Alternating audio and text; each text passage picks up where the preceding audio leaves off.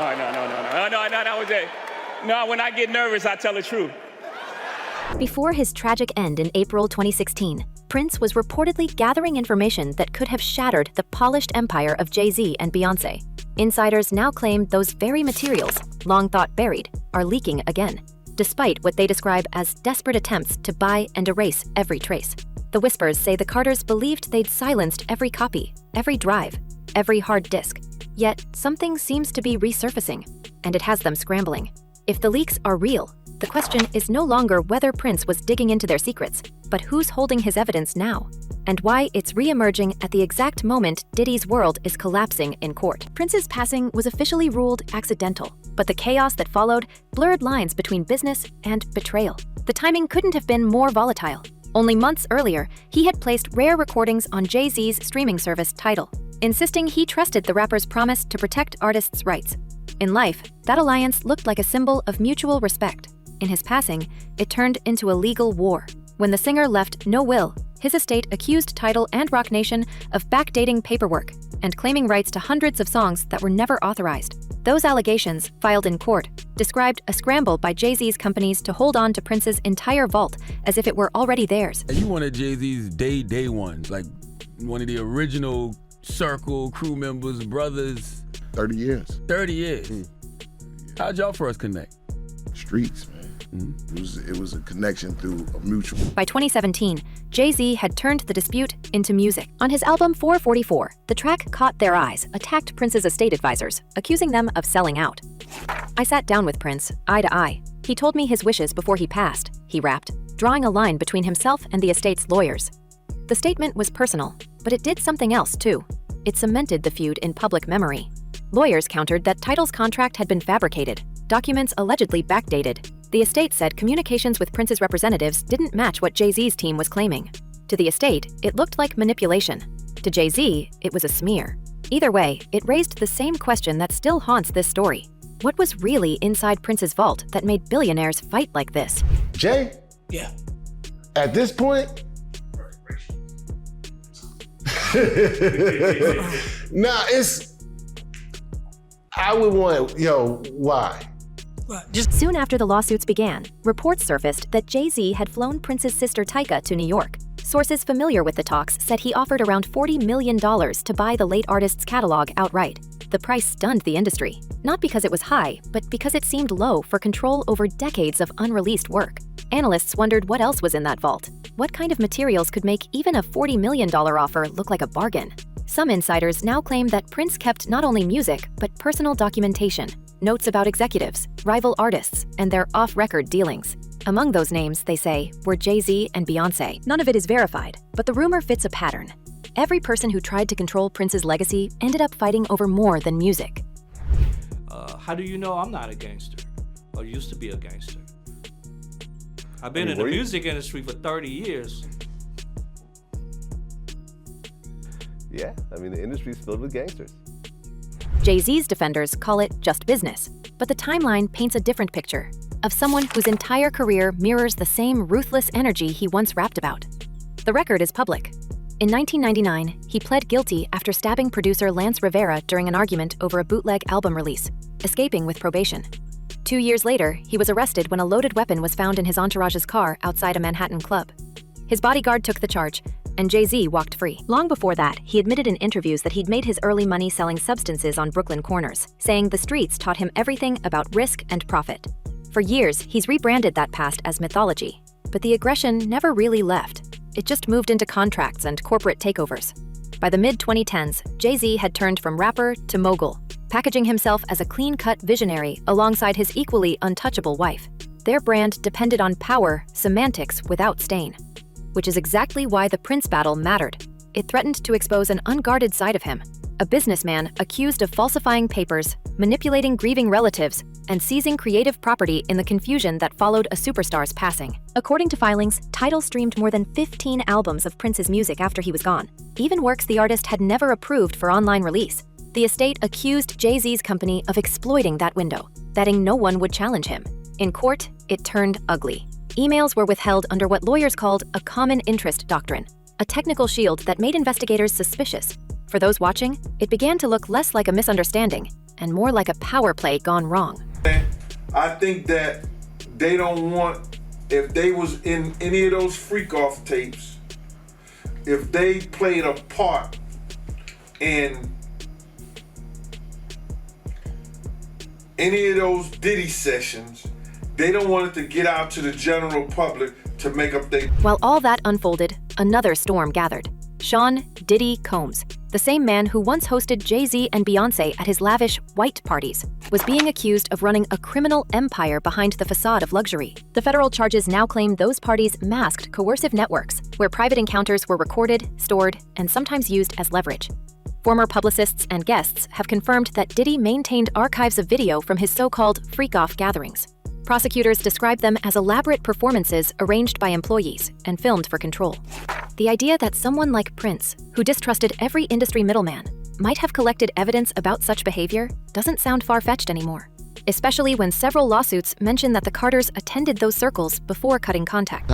But Diddy parties and Diddy After Dark are two different things. I want to go on record of saying I never saw Jay Z at a Diddy After Dark party. Then again, I wasn't there, so I don't know who was there. But I know that I saw Jay Z at the Diddy party. Jay Z's name has appeared in multiple filings around Diddy's orbit, including a recent civil case where both were accused of misconduct at an early 2000s party. He dismissed it as blackmail, but the pattern is impossible to ignore. Once again, his lawyers issued statements, denied involvement, and pointed to public alibis. Yet, in gossip circles, the overlap between Diddy's downfall and the resurfacing of alleged Prince files is fueling suspicion. If the two stories are unrelated, it's an extraordinary coincidence. If they're connected, it could explain why the Carters team is said to be monitoring every new leak site that mentions Prince's name. Prince's vault has always been mythic. Rows of tapes, video, handwritten letters, and unreleased collaborations said to fill entire rooms at Paisley Park. But according to people who worked on the estate's cataloging project, not every item in that vault was musical. Some described sealed envelopes, others digital drives with unknown contents. One former advisor told a trade publication that certain materials were sensitive, not meant for commercial release. After the Universal deal for the vault collapsed amid legal confusion, those materials reportedly changed hands multiple times. Somewhere in that chain, files may have vanished. That's where the current rumor starts. A batch of digital archives, allegedly lifted during the early audits, has surfaced again. And the chatter says those files contain material that links business empires, secret recordings, and private leverage across the very same network now being dragged into court. And it was pretty much said like, Jay doesn't really want awards. Well, he go to the Grammys. Right. He you know, come into the black-owned spaces. Let's figure out how to work together so that way we have the relationship when it matters, not when it's convenient for you and your image. Because they all call us when the story... If that's true, the implications are enormous. It would mean that what began as a streaming dispute over music has spiraled into a fight for control over reputations, alliances, and perhaps evidence of behavior far beyond entertainment. Insiders say the Carters have reached out quietly to several of Prince's former associates, offering consultation work and non-disclosure deals. Others insist they're simply protecting their image. Either way, it's clear something has them nervous. Every week brings another rumor about encrypted drives, about documents referencing Diddy, Roc Nation, and private investigators from Prince's circle. None of it has been proven, but too many people are talking for it to disappear. The closer we look, the clearer the line becomes. From the vault in Minneapolis, to the lawsuits in New York, to the federal indictments in LA. And when the estate finally finished its initial inventory, a small group of insiders reportedly noticed something strange. A few catalog numbers listed on old manifests were missing from the final report. They weren't songs. They were marked only as miscellaneous media. That, they say, is what everyone's looking for now. The non-musical files. The ones that might explain why powerful people are suddenly pretending they never knew Prince at all. And I'm not saying allegedly. Oh. I'm saying, Sean Carter, you're a piece of shit. Taking Pimp C wasn't bad enough. You just want to go down there and you want to just remove all of the balls from every real gangster in Houston. As prosecutors move deeper into Sean Diddy Combs' empire, the allegations in court filings read like the script of a surreal thriller. Investigators describe an organized system behind those notorious freak-off events. Assistants arranging transportation, private jets booked under fake names, and entire hotel floors rented out for nights that blurred entertainment and intimidation. The indictments point to the movement of cash, medical supplies, and performance enhancers. The evidence includes receipts, digital logs, and what they call multimedia recordings. recovered during raids in LA and Miami. Reports of 1,000 bottles of lubricant seized during searches became a tabloid punchline. But prosecutors insist they are proof of method. They say everything was documented, cataloged, and sometimes used as leverage. Combs denies all criminal wrongdoing and insists these stories will collapse in court. But the pattern now exposed has left the industry shivering. I say still. And then you have celebrities like a Jay Z. And this is where I think the whole fallout with the Beyonce, she's just kind of in the crosshairs because of all of what's going on in the media with respect to Jay Z and stuff. But with Jay, you know, when he complained at the Grammys about the Grammys not giving Beyonce Artist of the Year, when she's the most decorated Grammy-winning artist ever, we invited him to be honored at our award show. The deeper the case gets, the more names get tangled in it. In one civil filing that briefly lit up headlines, Jay Z and Beyoncé were listed as witnesses who might have attended a Diddy-hosted event years ago. Within days, an amended version of that same filing erased every mention of them. Jay Z's attorney stepped forward immediately, saying the rapper wasn't even in Florida at the time, pointing to public appearances in New York that proved it. That moment captured the strange dynamic around the Carters. Their names surface, then vanish, replaced by silence and tightened legal walls. Insiders call it the fastest cleanup machine in the business. To some, it's evidence of innocence. To others, it's what panic looks like when a story touches too close to home. The rumor now circulating among insiders is that the newest leaks, the ones fueling whispers about the Carters, don't come from the courts at all, but from documents Prince himself compiled. Those papers, they say, were part of a private investigation the musician was conducting before his passing, focusing on industry exploitation and secret deals among major figures. When Prince passed away, his vault wasn't just a treasure chest of unreleased songs. It was a black box. Allegedly, copies of that archive were made and stored outside Paisley Park. The current leaks, we're told, could be fragments of that backup. Emails, notes, maybe even video snippets. If true, it would explain why people with limitless wealth are suddenly trying to buy silence in places that can't be traced. I mean, why waste my time? And sometimes you respond to something that brings way more attention to it, too. That too, and it's just, it goes into another space, and then you just like, oh, y'all not listening to me. But then you'll have somebody else that'll say to you. Jay Z's reputation makeover after Prince's passing plays like a case study in image control. His 444 album positioned him as a sage figure preaching ownership, integrity, and emotional honesty. But those same years saw his companies accused of manipulating contracts and faking agreements with Prince's estate. In filings, NPG Records alleged that Tidal backdated an equity term sheet to justify streaming more than 500 songs. Emails from the period, prosecutors said, didn't match the supposed deal. It was a direct contradiction to the story Jay Z told on record, that he was fulfilling Prince's wishes. To fans, it sounded noble. To lawyers, it looked like a cover. Prince had spent decades fighting corporate control, writing slave on his own face to protest record executives. Jay Z, meanwhile, had turned corporate control into his religion. That clash between an artist guarding freedom and a mogul building monopoly wasn't about philosophy. It was about power and who gets to define legacy. We can't ignore how this tension mirrors the larger storm surrounding Diddy. Both men built empires on charm and connections. Both ruled scenes that now look radioactive. As investigators trace Diddy's money flows, they're mapping relationships that run through entire decades of hip-hop's upper class. Several insiders claim that blackmail material, recordings from those extravagant gatherings, circulated quietly through the industry long before any raids. People traded favors to keep clips buried. Prince, ever suspicious of networks built on leverage, reportedly warned confidants that artists were being owned in new ways. Whether he meant literal tapes or symbolic contracts, the message sounds prophetic. You said greed? Greed. The money? Yes. Or the power, one of the two. I mean, it looks more like power. It's this spell, right? Right. That Jay got. That's why I kind of look at Kanye and Dame and all them. They the old me. Right. They the YouTube me. Yeah. Right. You understand what I'm saying? That this Dame look like the old YouTube me to me, because he hurt, bro. Now, when we look back at how aggressively the Carters protect their image, the pieces start to align. Earlier this year, a high-profile talk show host issued a public apology after airing an interview in which a former collaborator made disturbing claims about Jay Z and Beyoncé's alleged ties to Diddy. Within days, their lawyers contacted the show and demanded those segments be cut, calling the claims baseless. The host complied, editing the video and issuing a statement about legal limits. That kind of retraction is rare in modern media, and it shows how quickly the Carters team can extinguish sparks before they become flames. Behind closed doors, producers and journalists say they've been warned off covering anything that connects the couple to Diddy's unfolding scandal. Every edit, every deleted post adds to the mystery of what's being hidden. Meanwhile, the leaks tied to Prince's vault are spreading in darker corners of the internet.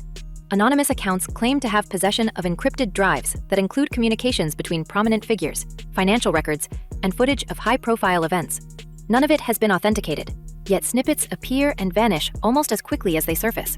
We're hearing that attempts to trace those files lead back to people who once worked for Prince's estate during the first chaotic year after his passing. Some of them allegedly took data before the new administrators stepped in. Others were quietly rehired by major music companies connected to Roc Nation. If those connections are real, it means parts of the vault's content were dispersed long before lawyers could lock it down. Seeing Puffy independent. All the people that got hated on in the game, look where they ended up. So I can see my future. I can see what's going on here. This independency is gonna be big. I'm gonna have my own. But this ain't to just target him. I just a book about my life, a movie about my life. Why? That's where the story gets dangerous. The same federal teams investigating Diddy's alleged network are said to be reviewing communications from several entertainment figures who intersected with him financially or socially. The Carters are not defendants, not even named targets, but their proximity makes them a constant topic in speculation circles. Some industry veterans insist that what Prince documented wasn't criminal activity at all, just evidence of how far artists go to protect their business. Others whisper that it's something worse. Proof of deals made to keep silence, favors exchanged to hide compromising material, and powerful intermediaries who act as cleaners when stories threaten billion-dollar brands. The strange irony is that Jay Z once framed himself as the heir to Prince's fight for independence. Yet everything we're learning about the vault dispute paints him as the mirror opposite. A mogul who wants every master, every narrative, every trace of dissent under his control. Even Beyoncé's carefully curated image of perfection fits the same pattern. The couple's empire thrives on purity and discipline, so any association with scandal, even tangential, threatens the foundation. When their names surfaced in the Diddy filings, their legal response was swift and absolute. When those references disappeared, the story only grew louder. Each denial makes people wonder what exactly they're working so hard to suppress. So, as we look at Jay Z's life, he's a billionaire, married to Beyonce. Do you feel like he's truly reaped the karma of all his actions? Where the karma is at? Yeah, that's what I'm saying. Yeah, we don't see it. Well. Or do you feel like he ever will? I feel like if you done people wrong, you done people wrong. What remains constant across all these threads is Prince's shadow. He distrusted corporate alliances and warned that ownership of art was ownership of identity. If the leaks coming out now truly originated from his private archive, they could rewrite how we see the entire hierarchy of celebrity power. Imagine if those documents show that TA blackmail, not talent, kept certain figures untouchable for decades. Imagine if the same couple who built an empire preaching empowerment were also part of a system designed to keep others quiet. It's a theory with no proof, but one that explains the sudden intensity of silence from people who usually control every headline. We're left with a chilling symmetry. Diddy facing federal trial, Jay Z battling lawsuits over ownership, and an invisible trail of data said to connect them both to a musician who foresaw the danger of handing power to the powerful. The longer the files float around, the more nervous energy we see. Statements, denials, and frantic phone calls behind the scenes. If these documents exist, they could map the hidden economy of secrets that underpins modern fame. And if the next leak names more names, we might find that the story isn't about Diddy's downfall at all. It's about an entire generation's reckoning. Because if Prince's files truly expose how influence, silence, and money intertwined, then the Carters aren't just fighting rumors. They're fighting the legacy of a man who documented everything. So the question becomes, who has those files now? And what happens when the next leak lands? Let us know what you think below. Until then, keep your eyes open, stay curious, and remember, every secret eventually plays its encore.